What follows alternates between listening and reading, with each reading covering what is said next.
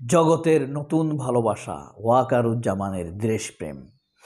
আমরা দেখছি ওয়াকারুজ্জামানের দেশপ্রেম কোন লেভেলের। মনে হয় যেন শরীরের ন্যাচারাল আউট পয়েন্টগুলো, নাক, মুখ, পায়খানার রাস্তা, এসব দিয়ে ওয়াকারের দেশপ্রেম বেয়ে বেয়ে পড়ছে। মানে দেশপ্রেম বেশি হয়ে গেছে তার শরীরের ভিতরে। আর এগুলা চেটে পুটে খাচ্ছে রুমিন ফারহানা, ফাহাম আব্দুস সালাম, এই আপনার বিরানি বি আলম, তারপরে এই নবনীতা চৌধুরী, ডক্টর জাহেদ, মঞ্জুর আলম পান্না, সত্য মিথ্যার রান্না, মাসুদ কামাল, তারপরে আহমেদ রাকিব,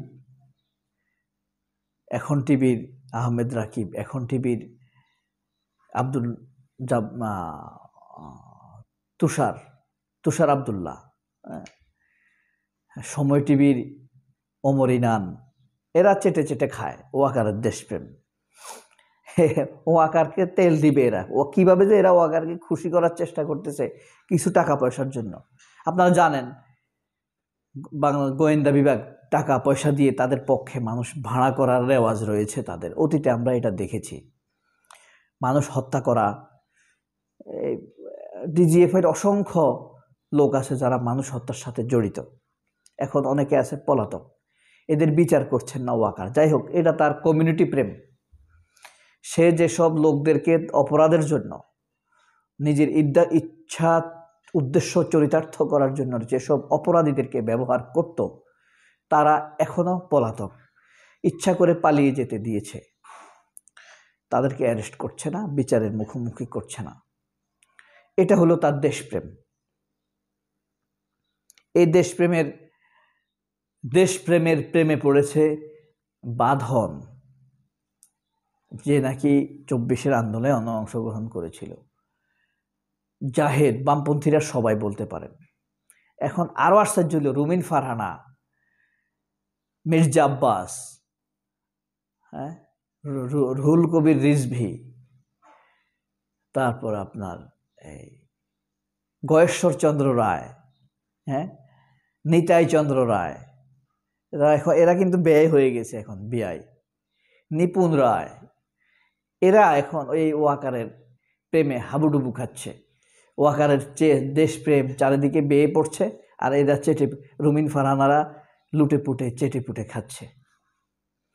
আর যারা আওয়ামী লীগ আছে, আওয়ামী লীগের দোসর, আপনি তাদেরকে দেখলেই বুঝবেন তারা খুব শখ ইউনূসের সমালোচনা করার। কিন্তু কোনোদিন শেখ হাসিনা নিজের মুখে মানুষ মারতে বলছে, তখন ফেসিয়াল এক্সপ্রেশন খুঁজছে যে শেখ হাসিনা এটা রসিকতা করে বলছে, তার ফেসিয়াল এক্সপ্রেশনে বোঝা যায়। এই যে কেটাকে ওই যে সালমান এফ রহমানের কামলা, অবৈধ কামলা খালেদ মহিউদ্দিন, তখন বলে শেখ হাসিনা খালেদা জিয়াকে মেরে ফেলতে বলছে, ডক্টর ইউনূসকে মেরে ফেলতে বলছে, এটা রসিকতা করে বলছে। এভাবেই তারা আওয়ামী লীগের দোষ ঢাকার চেষ্টা করে। এসব খেয়াল করলে আপনি বুঝতে পারবেন কোন সাংবাদিক আসলে সাংবাদিকের বাচ্চা আর কোন সাংবাদিক আসলে আওয়ামী লীগের বাচ্চা। আর আরেকটা শ্রেণী আছে বিএনপির ভাঁজ ধরে তারেক রহমানের প্রশংসা করে এখন একটু বিএনপির সাথে ভাঁজ দিয়ে থাকতে চায়। এদের চরিত্র হইল মঞ্জুরুল আহসান বুলবুল আছে না, এই যে চরিত্রহীন, তার যে নাকি ইলিয়াস হোসেনকে 21 টিভিকে থেকে বের করে দিয়েছে। এই মঞ্জুরুল ইসলাম বুলবুল, মঞ্জুরুল আহসান বুলবুল, খালেদ মহিউদ্দিন, এরা সবাই কিন্তু চরিত্রহীন। আপনার খালেদ মহিউদ্দিন এত ভালো সাংবাদিক, তুমি যদি এত ভালো হইতা, তুমি কি সালমান এফ রহমানের মতো একটা চোরের অধীনে চাকরি করতা? আর তাছাড়া ঠিক আছে, এটা বাদ দিলাম, তুমি যে ডয়েসে ভেলেতে গেছো, তখন কি মানবাধিকার ন্যায় বিচার নিয়ে সোচ্চার কোনো আচরণ করছো? করে নাই। শয়তান করছে? করে নাই। এরপরে আপনি দেখেন এই যে ভারতে শত শত মুসলিমকে হত্যা করা হয়েছে, কলকাতাতে মুসলমানদের উপরে অত্যাচার করা হয়েছে, মেদিনীপুর, পশ্চিম কলকাতা, এসব অঞ্চলে মুসলমানদের উপরে চরম অত্যাচার করা হয়েছে না? গড়ে গরু পাওয়া গেছে। উত্তর ভারতের কথা বাদে দিলাম, সেখানে তো নামাজই পড়তে দেয় না, মাইক ট্যাগ দিয়ে বন্ধ করে দিছে।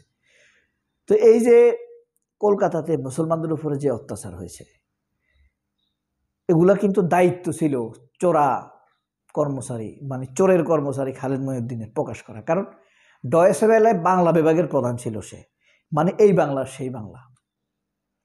অথচ সে কি করে দেখেন, আনন্দবাজার যে মিথ্যা খবর লেখে সেই খবরগুলোকে ছড়ানোর ব্যবস্থা করে দেশে। ইন্ডিয়া টুডে যে মিথ্যা খবরগুলো লেখে, আস্তে একটা ইতর, এরকম ইতর মানুষ হয়, মানে ক্রোমোজোমে দোষ আছে এদের। হ্যাঁ, এদের ক্রোমোজোমে দোষ আছে। কোন লেভেলের কোন পর্যায়ের ইতর হইতে পারে। এই ডক্টর ইউনূসের নামে যে এত মিথ্যা কথা বলছে কলকাতা, সারা জীবন ডক্টর ইউনূস নারী অধিকার প্রতিষ্ঠার জন্য কাজ করে গেছে, সেই ডক্টর ইউনূসকে বলছে জঙ্গি, জঙ্গিদের উপদেষ্টা, জঙ্গিদের প্রধানমন্ত্রী, জঙ্গিদের নেতা, এইভাবে বলছে। এগুলোর একটা কথার আমি প্রতিবাদ করতে দেখি নাই এই খালেদ মহিউদ্দিনকে। অন্য শয়তান, ছোট শয়তানদের কথা বাদ দিলাম, তাকে তো হোয়াইট কালার করাপ্টর হিসেবে সবাই চিনে না, মানে হোয়াইট কালার অসভ্য, অন্তত ভাব ধরে যে নিরপেক্ষতার ভদ্রতার ভাব ধরে। প্রশ্ন করা আমার অধিকার, খালেদ মহিউদ্দিন বলে না। তাকে যদি প্রশ্ন করে যে সালমান এফ রহমান তোমাকে কত টাকা দিছে তার অবৈধ কর্মকাণ্ড ধামাচাপা দেওয়ার জন্য, সালমান এফ রহমান কত অপকর্ম করছে, তার কোনো অপকর্ম কি খালেদ মহিউদ্দিন লেখছে কোনো পত্রিকায়? লেখেনি। একটা রিপোর্ট করছে, অথবা সে কি কোনো বড় কিছু অনুসন্ধান করছে? করে নাই। ওই যে পয়সা দিছে। এখন আমার প্রশ্ন করতে ইচ্ছে করে খালেদ মহিউদ্দিনকে, সালমান এফ রহমান তাকে কত টাকা দিছে?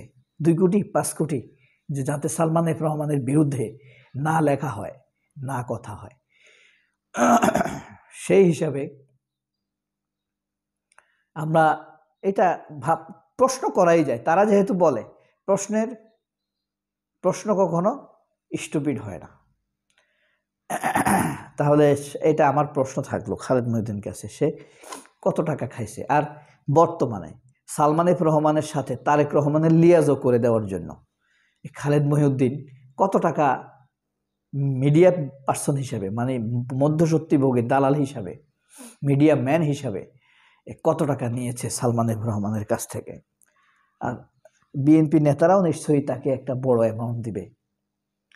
হ্যাঁ, এই সালমের সাথে সালাউদ্দিন আহমেদের যে নেগোসিয়েশন করে দিতে খালেদ মহিউদ্দিন কত টাকা নিয়েছে, এটা কি আমার প্রশ্ন করার অধিকার আছে কিনা? সে প্রশ্ন তো আমি করতেই পারি। সবাই অনেক ভালো থাকবেন। আল্লাহ হাফেজ। আসসালামু আলাইকুম।